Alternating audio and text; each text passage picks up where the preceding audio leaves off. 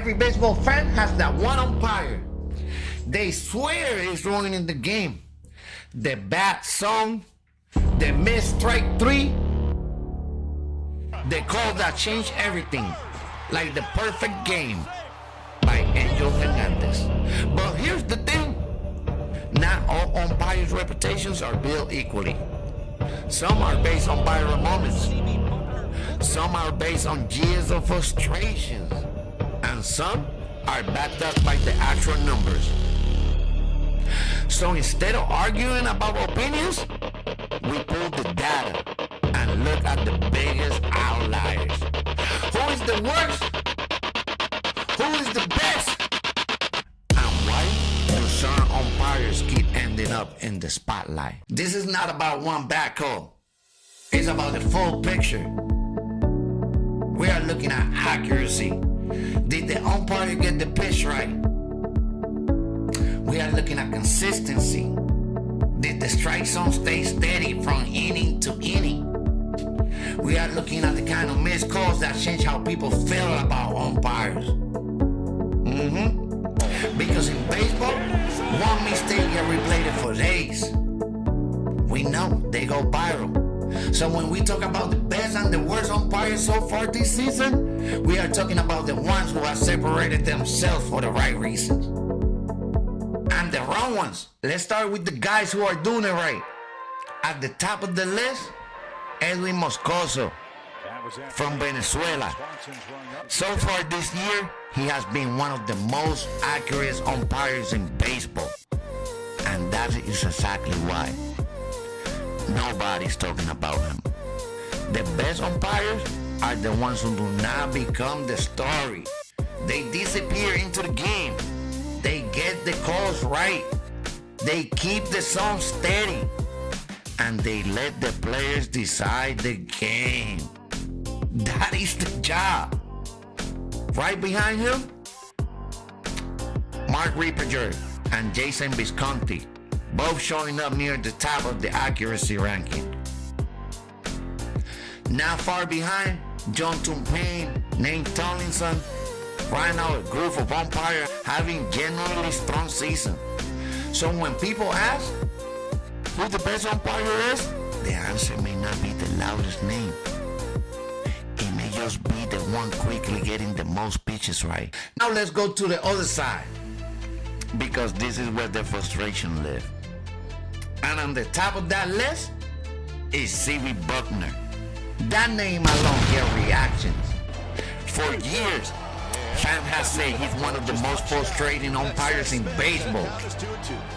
Now the numbers are forcing that conversation right back into the open. Then there's Andy Fletcher. The ABS system did not invent the problem. He exposed it. And then there's Jen Pawol. Her story is different. She's not just an umpire. She's the first woman to ever call a Major League Baseball game. The baseball. I guess not. I thought that maybe that would be kind of a big one. There we go. A role that did not exist for women going to authenticate it in this sport and Jen Pawol will forever until get to she keep that stepped ball in onto the field. She's not just being judged on calls. She's being judged on history, pressure, and expectations.